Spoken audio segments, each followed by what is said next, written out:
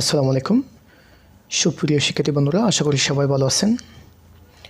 আজকে একটি গুরুত্বপূর্ণ প্রশ্ন নিয়ে আলোচনা করতে যাচ্ছি, যেটা অলরেডি আপনারা স্ক্রিনে দেখতে পাচ্ছেন।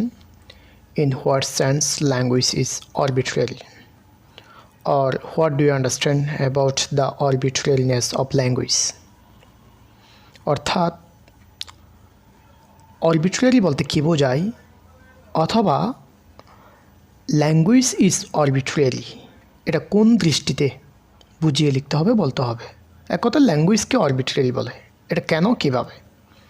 তাহলে আজকে আমরা এই ভিডিও থেকে জানব ভাষাকে কেন আরবিট্রারি বলা হয়, অথবা আমরা অন্য দিক থেকে বলতে পারি ল্যাঙ্গুয়েজের অনেকগুলো বৈশিষ্ট্য থেকে আরবিট্রারিনেস হচ্ছে অন্যতম একটি বৈশিষ্ট্য। এটি আমাদের প্রমাণ করতে হবে শর্ট কোয়েশনের জন্য। তাহলে জেনে নিই, আমরা রিটেন পার্টে যাওয়ার আগে একটু বুঝে নিব।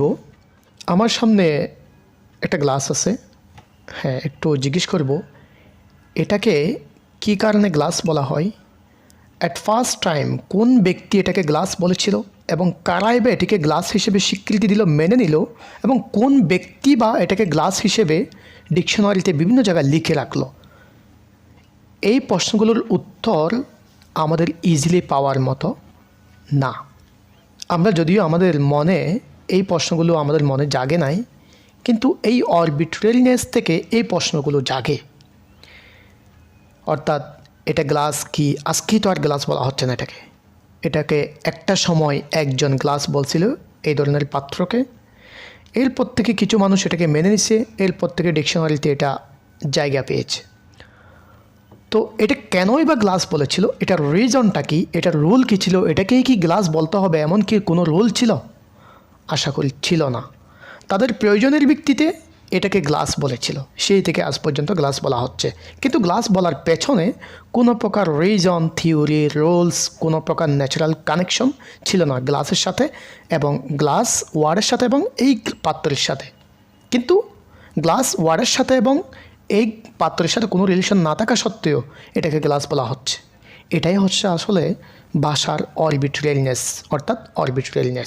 অর্থাৎ শব্দের ধ্বনি এবং শব্দের অর্থ দিয়ে যেটা বোঝাবে এটার মাঝে কোনো প্রকার সম্পর্ক না থাকা, এটাই হচ্ছে কি আরবিট্রারিনেস। এই জিনিসটাই আসলে আমরা ইংরেজিতে ব্যাখ্যা করে ইংরেজি ভাষায় বুঝিয়ে দিব। তাহলে আসি, arbitrary is the origin and pronunciation of words at will in any language. Arbitrariness বলতে বোঝায় কোনো শব্দের উৎপত্তি এবং উচ্চারণ at will, ইচ্ছামতো করা, in any language, যে কোনো ভাষার। আর একটু ডিপলি যদি আমরা বলি, in linguistics arbitrariness is the absence of any natural connection between a words and its meaning.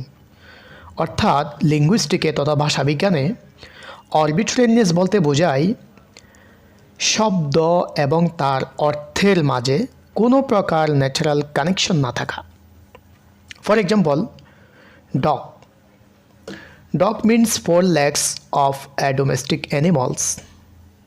Dog বলতে বোঝায় 4 পা বিশিষ্ট একটি গৃহপালিত প্রাণী, কিন্তু why dog means 4 legs animals, there is no natural connection between words and its meaning. কেন dog মানি একটা 4 পা বিশিষ্ট কুকুর হতে হবে, বা কুকুরকে কেন বোঝায়, এর পেছনে কোনো প্রকার রুলস নাই, ন্যাচারাল কানেকশন নাই। অর্থাৎ ডগ বলতে কুকুরকে কেন বোঝাতে হবে, বা ডগ বলতে কেন কুকুরকে বোঝায়, বা কেন বোঝাতে হবে, এই ধরনের কোনো লজিক নাই। কিন্তু কোনো একজন ব্যক্তি ডগ বলতে কুকুরকে বুঝিয়েছিল, তারপর থেকে কিছু সম্প্রদায় ডগ বলতে কুকুরকেই মেনে নিয়েছিল। এরপর থেকে ডগ বলতে কুকুর বোঝায় এটা ডিকশনারিতে স্থান পেয়েছিল। তো কিন্তু কেন বলা হচ্ছে এর কোনো আনসার নাই।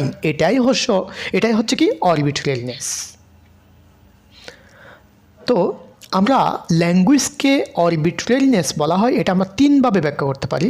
একটা হচ্ছে কি ভাষার শব্দের উৎপত্তির দৃষ্টিকোণ থেকে, আর একটা ভাষার শব্দের উচ্চারণের দৃষ্টিকোণ থেকে, আর একটা হচ্ছে কি বিভিন্ন ভাষার শব্দের অর্থর দৃষ্টিকোণ থেকে।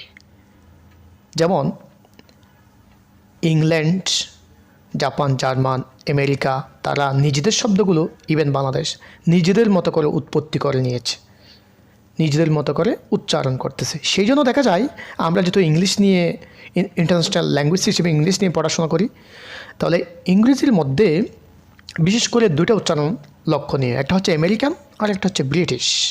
এখন আমেরিকানরা বলে ওদের মতো উচ্চারণ করবে, ব্রিটিশরা বলে ওদের মতো উচ্চারণ করবে, কিন্তু কেন ভাই, কেন এরকম? একটা ধরেন অ্যাটিটিউড, এই অ্যাটিটিউড, ওরা কেন অ্যাটিটিউড বলে, এরা কেন অ্যাটিটিউড বলে? এর পেছনে কোনো প্রকার রুলস নাই, কোনো ন্যাচারাল কানেকশন নাই। ওরা কেন অ্যাটিটিউড বলতেছে, কোনো দলিল যুক্তি প্রমাণ কিছু নাই, ওদের ইচ্ছা ওরা এটাই বলবে। তো এটা হচ্ছে উচ্চারণের দিক থেকে ল্যাঙ্গুয়েজ আরবিট্রারি। আবার উৎপত্তির দিক থেকে আপনারা দেখেন, নরমানরা যখন দ্যাট মিনস ফ্রান্সের এক অংশ যখন ইংল্যান্ড জয় করে, তখন ওরা কী করেছিল?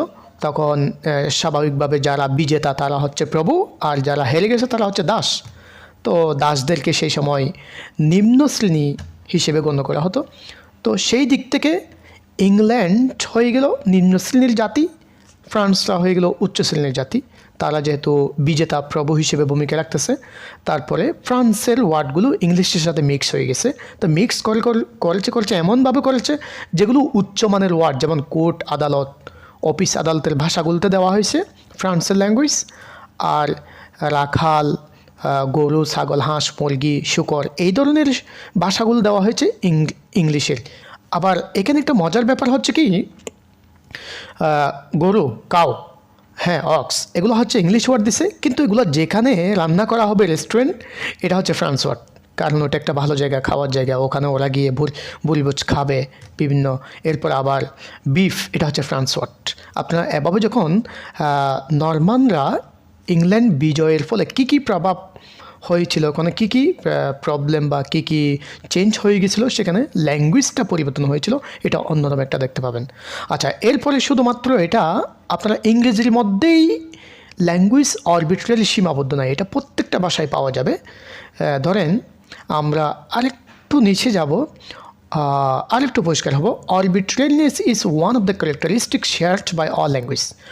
আরবিট্রারিনেস হচ্ছে ভাষার এমন একটি বৈশিষ্ট্য যেটা প্রত্যেকটা ভাষায় স্থান পেয়েছে। যেমন for instance cat in English, এই ক্যাটকে ইংলিশে ক্যাট বলা হয়।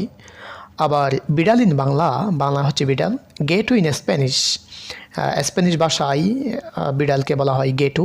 আমরা মনে হয় একটা গল্পে পেয়েছিলাম গেটু স্প্যানিশ ল্যাঙ্গুয়েজের, সেটা হচ্ছে ক্যাট ইন দ্য রেইন এই গল্পে। কিত্তুন ইন অ্যারাবিক ল্যাঙ্গুয়েজে কিত্তুন বলা হয়। Meow in Chinese, Mandarin, chat in France, neko in Japanese, cat in Turkish. তো thus different language address 4 lakhs cats differently. এভাবে 4 পা বিশিষ্ট ক্যাটটাকে বিভিন্ন ভাষায় বিভিন্নভাবে অ্যাড্রেস করা হয়। তো there is no natural connection, এখানে কিন্তু আসলে কোনো প্রাকৃতিক সংযোগ নয়, ন্যাচারাল কানেকশন নাই। ইট ইজ কল্ড আরবিট্রারিনেস, এটাই হচ্ছে arbitrariness. So language is arbitrary. একটু আসি, আমাদের দেশে ক্যাটকে বিড়াল বলে, কিন্তু কেনই বা বলে? ক্যাটকে বিড়াল সর্বপ্রথম কেই বা বলেছিল, কেনই বা বলেছিল? এ ব্যাপারে কোনো প্রকার উত্তর নেই, কেনই বা বিড়াল বলছিল এটাকে। এরপরে আরবিতে কিত্তুন বলে, হুলালাতুন বলে, স্প্যানিশে গেটু বলে। কেন বলে? এভাবে দেখবেন যে পৃথিবীর যত ভাষা রয়েছে প্রত্যেকটা ভাষায় বিড়ালকে তাদের নিজস্ব শব্দে সম্বোধন করা হয়, কিন্তু কেন? এর কোনো উত্তর নেই। তাহলে বোঝা যাচ্ছে কি ল্যাঙ্গুয়েজটা আরবিট্রারি, অর্থাৎ দ্যাট মিনস যেই ভাষার মানুষ সেই ভাষাভাষী মানুষরা এক একটা শব্দ নিজেদের মতো তৈরি করেছে এবং সেটা ব্যবহার করেছে তাদের প্রয়োজনের ভিত্তিতে। এটাই হচ্ছে কি আরবিট্রারিনেস। এক কথায় আরবিট্রারিনেস বলতে বোঝায় আপনি যেই শব্দটা নেবেন সেই শব্দ দিয়ে যে জিনিসটা বোঝাবেন, ওই জিনিস এবং শব্দের মধ্যে কোনো প্রকার ন্যাচারাল কানেকশন না থাকাই হচ্ছে আরবিট্রারিনেস। আশা করি বিষয়টা বুঝতে পেরেছেন। ধন্যবাদ সবাইকে ভিডিওটি দেখার জন্য। সামনে ইনশাল্লাহ অন্য কোনো ভিডিওতে আবার আপনাদের সাথে দেখা হবে। আল্লাহ হাফেজ।